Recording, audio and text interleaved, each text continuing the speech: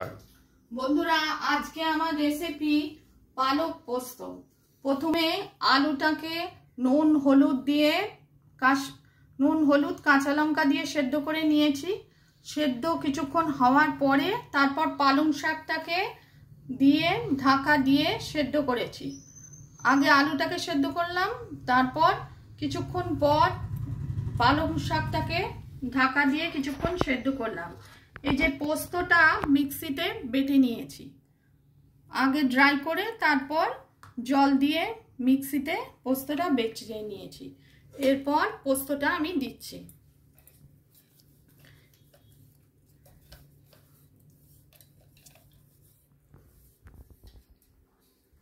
নুন হলুদটা আর কাঁচা লঙ্কা আপনারা আপনাদের স্বাদ অনুযায়ী দেবেন।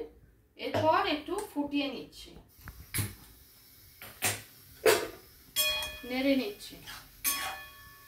পালং পোস্ত মায়ের হাতের রান্না। রেসিপিটি পছন্দ হলে লাইক করবেন, চ্যানেলটিকে সাবস্ক্রাইব করার অনুরোধ রইল। দেখুন কি সুন্দর তৈরি হচ্ছে পালং পোস্ত।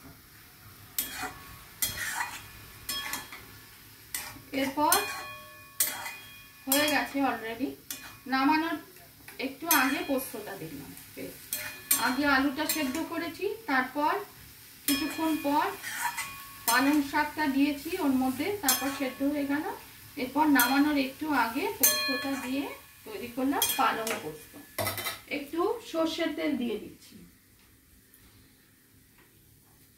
অল্প কাঁচা গরম ভাতের সঙ্গে খুব সুন্দর লাগে। আপনারাও করে দেখতে পারেন। রেসিপি পছন্দ হলে লাইক করবেন, চ্যানেলটিকে সাবস্ক্রাইব করার অনুরোধ রইল। ভিডিওটি দেখুন পালং পোস্ত।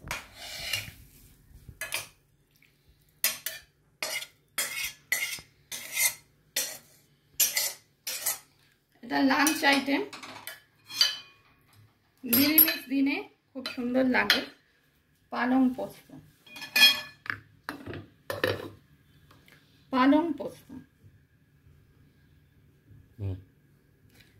ভিডিওটি এখানেই শেষ করলাম। ধন্যবাদ। পালং পোস্ত।